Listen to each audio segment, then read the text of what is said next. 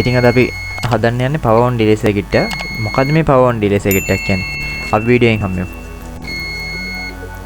Power on delay circuit, Sinhala explain with Majura Mulshan. සාදරයෙන් පිළිගන්නවා මේ YouTube channel එකට. ඉතින් අද අපි හදන්න යන්නේ power on delay circuit එක. මොකද්ද මේ power on delay circuit එක? මම පොඩ්ඩක් පැහැදිලි කරන්නම්.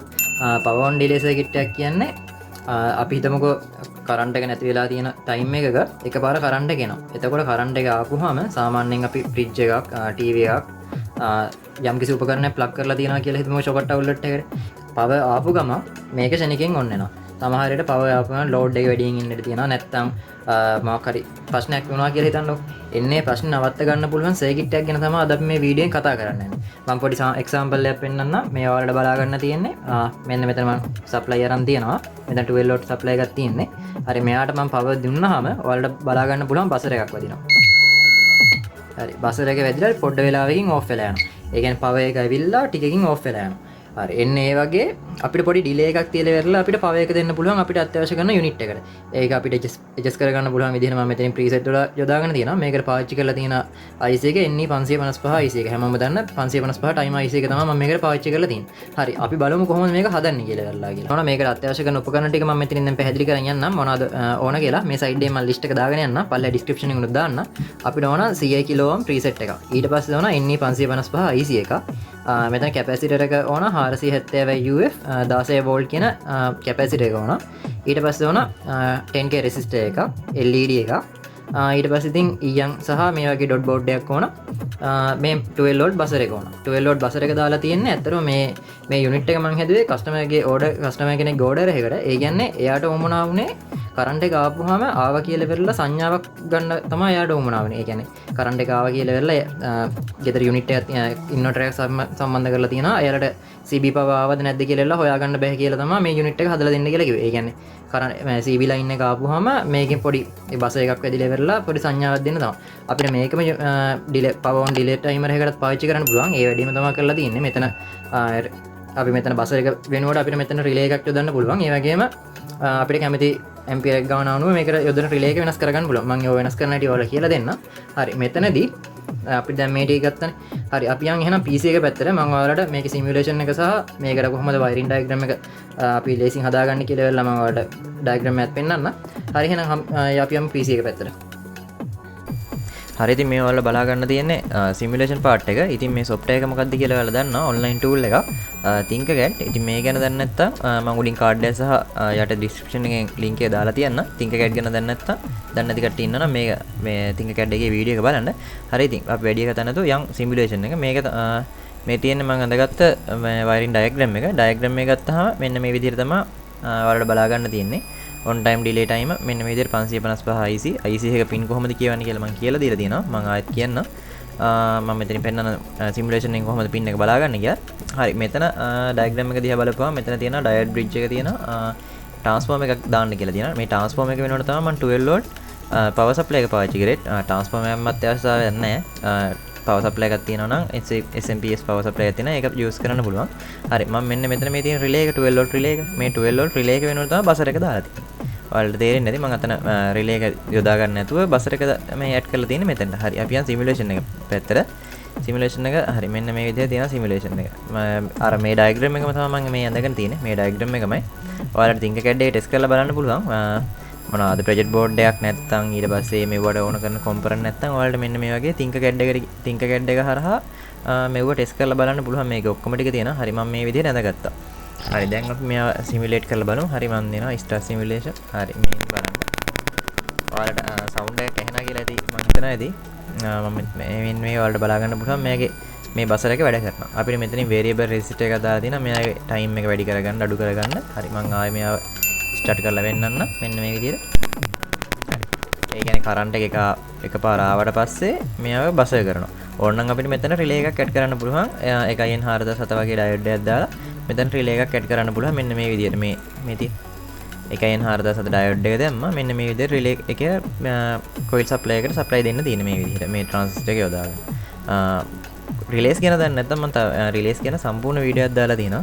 ඒකත් බලන්න. රිලේ ගැන මම මෙතනදී පැහැදිලි කරන්න යන්නේ නැහැ ලොකුට. හරි ඉතින් මෙන්න මේ විදිහට තමයි මේකේ සිමුලේෂන් පාර්ට් එක වෙන්නේ. අපි තව චුට්ටක් බලමු මේක සිමුලේට් කරලා. හරි මම මෙතන මේ variable resist එක දාන් තියෙන අපි ටයිම් එක කලින් දැක්ක තප්පර 3-4ක් වගේ තමයි ටයිම් එක තියෙන්නේ. හරි අපි මෙයා පුල්ම දාලා බලමු කොහොමද ටයිම් එක සෙට් වෙන්නේ කියලා. හරි මම ඔන් ආයි ස්ටාර්ට් කරන සිමුලේෂන් එක. හරි බලන්න ඕන උඩ කවුන්ට් එකක් යනවා. තප්පර කීයක් මෙයා නැවතිලා තියෙනවද කියලා බලන්න. තප්පර 10යි. මෙන්න variable resist තප්පර 10ක් තමයි මෙයාගේ උපරිම දාපුවා ගන්න පුළුවන්. හරි අපි මෙයාව නිකන් පළවෙනි කට්ටේට වගේ දාලා බලමු අපෝ. තප්පර 10 යන කලින් එකේ. හරි. ඔම් බලන්න මේක 1 second 1 second වගේ තමයි මෙතනදී මේ ටයිම් එක කියන්නේ බසර් එක වැදිලා තියෙන්නේ. හරි මෙන්න මේ විදිහට එකක් හදාගන්න තමයි දැන් මම මේ ඩයග්‍රෑම් එක සහ මේ පැහැදිලි කිරීම දුන්නේ ඔයාලට. ඒ කියන්නේ අපිට මේකෙන් රිලේ එකක් යොදාගෙන මෙයා ඔන් වෙනකොට ඩිලේ එකක් තියලා වෙලා මම යම්කිසි උපකරණයක් ඔන් ඔෆ් කරගන්න හැකියාව තියෙනවා. ඔන් සහ ඔෆ් කර ගැනීම හැකියාවක් තියෙනවා. දැන් මම මෙතන කරන්නේ ඔන් කරලා වෙලා ඔෆ් කරගන්නවා. ඊට පස්සේ අපිට ඕන නම් ඔෆ් එකේ තියලා වෙලා ඔන් කරගන්නත් පුළුවන් යම්කිසි කාල සීමාවක් තුළදී. හරි ඉතින් මේ විදිහට තමයි සිමුලේෂන් එක තියෙන්නේ. අපි දැන් යමු ප්‍රොජෙක්ට් බෝඩ් එකේ ප්‍රැක්ටිකල් පැත්තට. හරි ප්‍රැක්ටිකල් පැත්තෙන් හම්බ වෙනවා. හරි ඉතින් මම කලින් PC එකේ පැහැදිලි කරපු විදිහටම මේන් තියෙනවා මම සම්බන්ධ කරගත්ත වයරින් ඩොට් මේ ප්‍රොජෙක්ට් බෝඩ් එකේ සම්බන්ධ කරගත්ත විදිය මම අත් වශයෙන්ම ඔයාලට මේක කියන්න ඕන. ඒ කියන්නේ දැන් අපි යම්කිසි මේ වගේ ප්‍රොජෙක්ට් එකක් කරන්න කලින් ඔයාලා මෙන්න මේ වගේ මේ ප්‍රොජෙක්ට් බෝඩ් එකේ මේක සම්බන්ධ කරලා බලන්න මේ පරිපතේ වැඩ කරනවාද කියලා ඉතින් මුලින්ම. මේ විදිහට සම්බන්ධ කරගත්තට පස්සේ අපිට එතකොට ඒකේ මාරු කරන්න ඕන කෑලි මොන හරි අපිට මේක වෙනස්කම් කරනවා නම් අපි මෙතනින් වෙනස්කම් කරලා බලන්න පුළුවන්. මෙන්න මේ විදිහට එකක් හදා ගන්න ඕන. හරි මේ තියෙන මම හදාගත්ත එක වයරින් ඩයග්‍රෑම් එක සේම් කිසිම වෙනසක් නැහැ. ඒ වගේම මම මෙතනදී යොදාගත්තේ CIUF කැපැසිටර් එකක්. මම දැන් මෙතනට පාවිච්චි කරලා තියෙනවා 470යි UF 16 වෝල්ට් 470යි UF 16 වෝල්ට් කැපැසිටර් එකක් තමයි මෙතන පාවිච්චි කරලා තියෙන්නේ. ඒ කියන්නේ මෙයාගේ ටයිමින් එක අපිට ඇඩ්ජස්ට් කරගන්න පුළුවන් විදිහ තමයි මම මේක ලොකු ටයිම් එකක් ගන්න ඕන නිසා තමයි මෙතන කැපැසිටර් එක වෙනස් කරලා තියෙන්නේ. මම කලින් PC එක පැත්තේ මම වීඩියෝ එකේ පැහැදිලි කරා කොහොමද මෙයාගේ ඩිලේ ටයිම් එක කොහොමද අපි හදාගන්නේ කියලා. ඒ වගේම මේ සර්කිට් එක ඔයාලා බලනවා ඇති මෙතන ප්‍රීසෙට් දෙකක් දාලා තියෙන එක. මං ගාව CI කිලෝ ඕම් ප්‍රීසෙට් දෙයක් නැති නිසා මම 50 දෙකක් තමයි මෙතන දාලා තියෙන්නේ. මේක අපි යොදාගන්න මෙතනට පික්ස් රෙසිස්ටර් එකක් දාන්න තිබ්බා. අපිට මේක ටයිමින් එක ඇඩ්ජස්ට් කරගන්න බැරි නිසා තමයි මේ විදිහට දාලා තියෙන්නේ. හරි මෙන්න මෙච්චරයි පරිපතේ. දැන් මම මෙතන කරලා තියෙන බසර් එකක් වදින්නේ නේ. ඒ කියන්නේ කරන්ට් එක පව ආපු ගමන්ම මෙයාගේ බසර් එක ඔන් වෙලා ඊට පස්සේ ඕෆ් වෙලා යනවා. අපිට මෙන්න මේ විදිහට රිලේ එකක් අරගෙන රිලේස් ගැන දන්නේ නැත්නම් මම උඩින් කාඩ් එකක් දාන්නම්. මම රිලේස් ගැන හැම මේ පින් කොහොමද වැඩ සම්බන්ධ වෙලා තියෙන්නේ කොහොමද මේක වැඩ කරන්නේ සියලුම විස්තර සම්පූර්ණ වීඩියෝ එකක් කරලා තියෙනවා.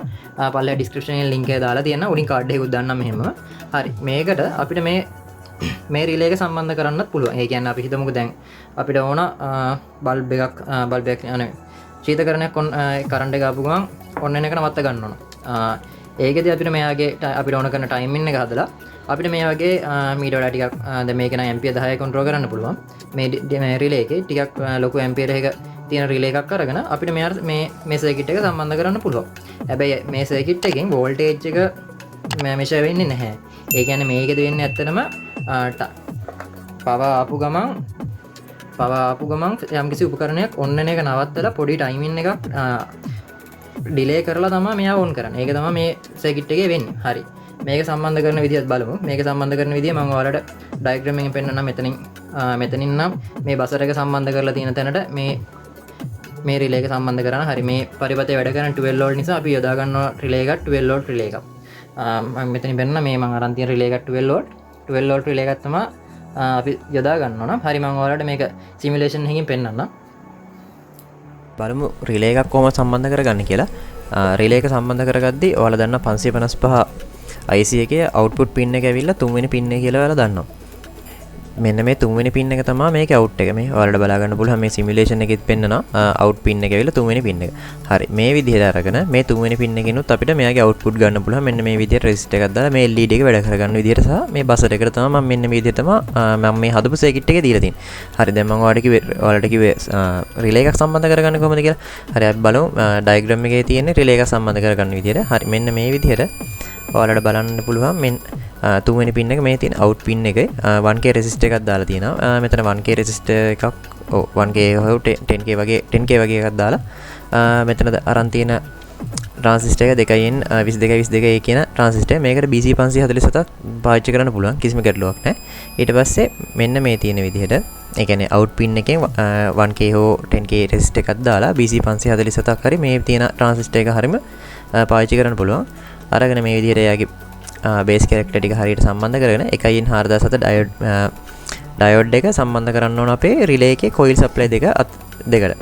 මෙන්න මේ විදිහට. ඊට පස්සේ ප්ලස් ලයින් එක කෙලින්ම ඩිටෙක්ට් ඇවිල්ලා තියෙනවා. ඊට පස්සේ ග්‍රවුන්ඩ් ලයින් එක මේ ට්‍රාන්සිස්ටර් එක හරහා ස්විච් වෙලා තියෙනවා.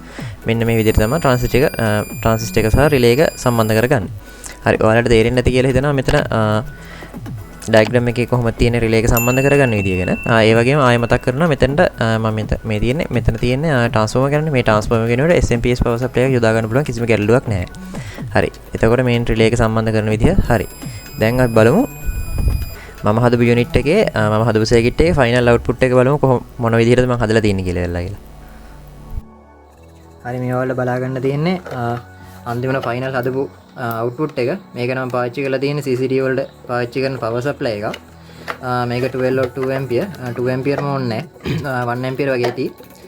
මෙන්න මේ විදිහේ සර්කිට් එක මේකට ග්ලූ ගන් දාලා ලලවගෙන තියෙනවා. ඒ වගේම බසර් එක මෙතනට දාලා තියෙනවා.